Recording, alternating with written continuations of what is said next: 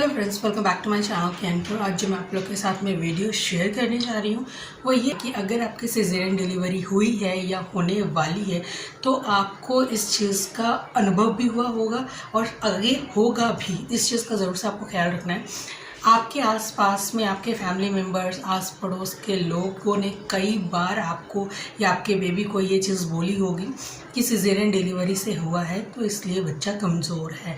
मैं अपने दोनों बच्चों के टाइम का एक्सपीरियंस आपको बताऊंगी क्यों ऐसा होता है, किस लिए होता है। बेबी क्या रियल में जो सिजेरियन डिलीवरी से बच्चे होते हैं क्या वो रियल में कमज़ोर होते हैं, क्या चीज़ें होती हैं, बच्चा कमज़ोर ना हो इसके लिए भी आपको क्या चीज़ें करनी चाहिए।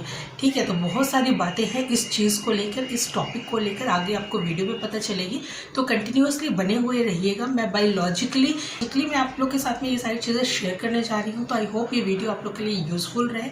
लेकिन उससे पहले अगर पहली बार चैनल पर विजिट कर रहे हो तो चैनल को सब्सक्राइब जरूर से कर लीजिए और बेल आइकन को जरूर से हिट करिए, क्योंकि आने वाली वीडियोस की अपडेट आपको तभी मिलेगी। अब हम आगे बढ़ते हैं और जानते हैं इस टॉपिक के ऊपर कि आखिर ये रियल में होता है क्या ऐसा। तो बेसिकली अगर आपकी नॉर्मल डिलीवरी नहीं हुई है, आपकी सिजेरियन डिलीवरी हो गई है, उस कंडीशन पे क्या होता है कि जिनकी भी सिजेरियन डिलीवरी होती है उनके साथ में ये बहुत बड़ा आप इशू कह सकते हो, ज़्यादा इशू हो जाता है। वो बहुत सारी चीज़ें ऐसी होती हैं जो आफ्टर डिलीवरी के बाद में चाहिए होती है, वो गेन नहीं कर पाते। उसकी वजह से क्या होता है, नॉर्मल डिलीवरी वालों के साथ में ये बहुत अच्छी बात होती है कि सभी चीज़ों की को खाने पीने की उन्हें अनुमति होती है, किसी भी चीज़ की कोई पाबंदी नहीं होती है। ठीक है, क्योंकि उनके स्टिचेस नीचे की तरफ आए हुए होते हैं, उनको पेट से कोई रिलेशन नहीं होता है और आराम से वो हर एक चीज़ खा पी सकते हैं, कोई दिक्कत परेशानी वाली बात नहीं होती है।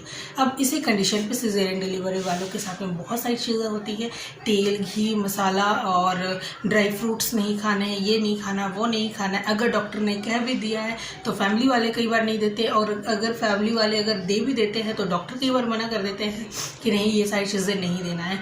तो बिल्कुल अगर आपके साथ में भी अगर ऐसा कुछ हो रहा है तो आप इस चीज़ को ज़रूर से रिलेट कर पाओगे, क्योंकि ये सारी चीज़ें होती हैं। अब नॉर्मल डिलीवरी वाले के बच्चे ज़रूरी नहीं है कि सभी तंदुरुस्त हो, कई बार ऐसा भी होता है कि नॉर्मल डिलीवरी से बेबी हुआ है लेकिन वो कमज़ोर है। ठीक है, तो इसका मतलब ये नहीं है कि सिजेरियन डिलीवरी वाले जो बेबीज़ होते हैं वो कमज़ोर ही होते हैं। हाँ, उन्हें थोड़ा सर्दी खांसी अगर हो गई तो कभी किसी ने ऐसा किसी के साथ में हो गया होगा तो वो कहते हैं ना, एक बात सी बन जाती है।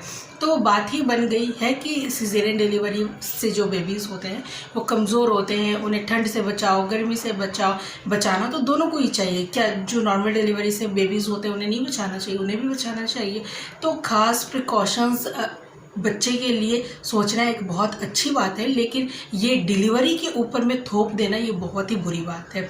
अब यहाँ पे एक लॉजिकली चीज़ ये है कि सिजेरियन डिलीवरी वाले, जैसे कि मैंने आपको बता ही रही हूँ कि सिजेरियन डिलीवरी वाले जो घी हो गया, ड्राई फ्रूट्स के लड्डू हो गए, जो पंजीरी हो गई, या आपकी जो भी चलते होंगे अलसी के लड्डू या गर्म लड्डू जिसे बोला जाता है, जो भी आपकी डिलीवरी के बाद में आपको दिए जाते हैं वो सिजेरियन डिलीवरी वाले नहीं खाते हैं कई लोग। ठीक है, क्यों, घी में बने होते हैं, ड्राई फ्रूट्स होते हैं, डाइजेस्ट करने में प्रॉब्लम होगा, गैस बनेगी, और फिर स्टिचेस को लेके काफ़ी ज़्यादा इशू होता है, कहीं स्टिचेस पक ना जाए, टूट ना जाए, निकल ना जाए, ठीक जल्दी से अगर नहीं होंगे तो हम क्या करेंगे। तो बहुत सारी चीज़ें होती हैं, तो इस वजह से आपको ये सारी चीज़ें जो होती है वो सिजेरियन डिलीवरी वालों के साथ में होती है। और नॉर्मल डिलीवरी वाले कुछ भी खा पी सकते हैं, तो उन्हें उन बच्चों को क्या होता है कि सारी चीज़ें, मल्टी विटामिन्स, आयरन, कैल्शियम, हर एक चीज़ की जो नीड होती है वो मिल रहा है।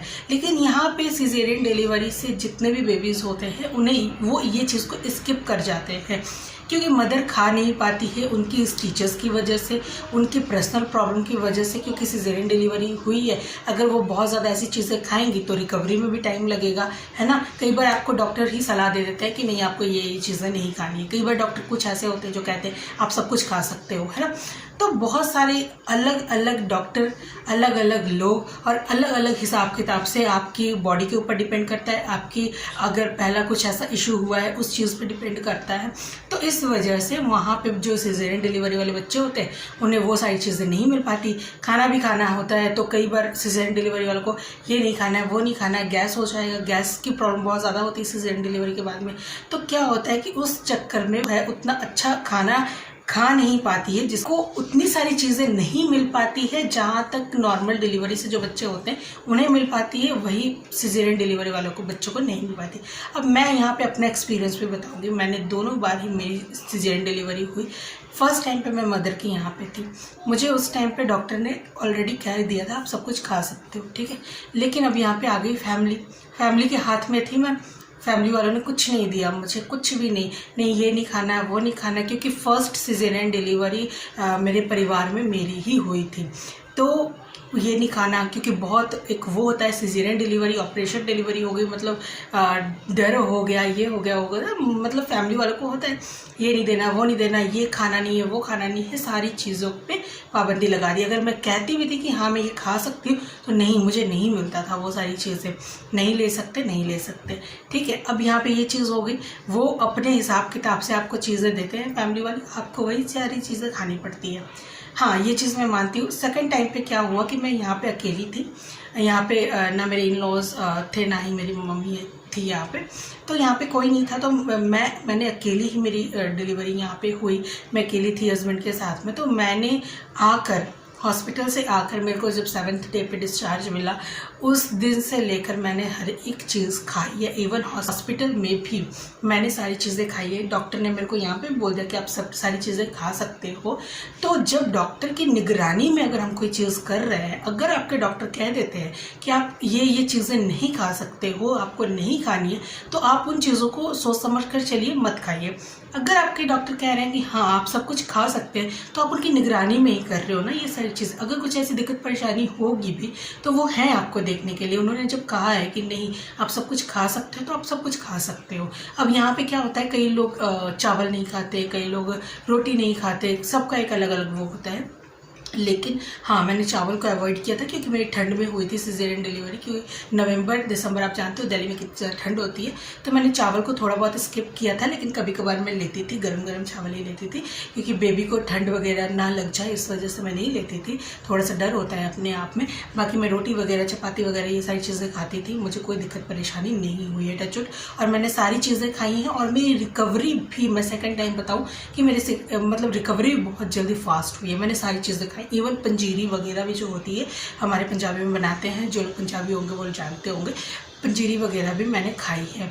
मेरी रिकवरी भी बहुत जल्दी हुई। तो फर्स्ट जो मेरी डॉटर है उसके अकॉर्डिंगली सेकंड जो मेरी बेबी गर्ल है उसके सेहत में भी काफ़ी ज़्यादा डिफरेंस था उसकी एज तक में। जब वो 7-8 महीने की थी तो आप उसकी फ़ोटो देखोगे और उसकी फ़ोटो देखोगे, हालांकि दोनों ही मतलब अपनी अपनी जगह पे ठीक थी, लेकिन छोटी वाली को मतलब ज़्यादा ही टचवुड सही थी, अच्छी थी, क्योंकि माँ जैसा खाना पीना लेती है बच्चा वही सारी चीज़ें लेता है, और बेबी में एक ग्रोथ भी वैसी होती है। बेबी को अच्छी चीज़ें मिलेगी तो बेबी टचवुड सही रहेगा, और मदर भी काफ़ी अच्छी रहेगी, ठीक है।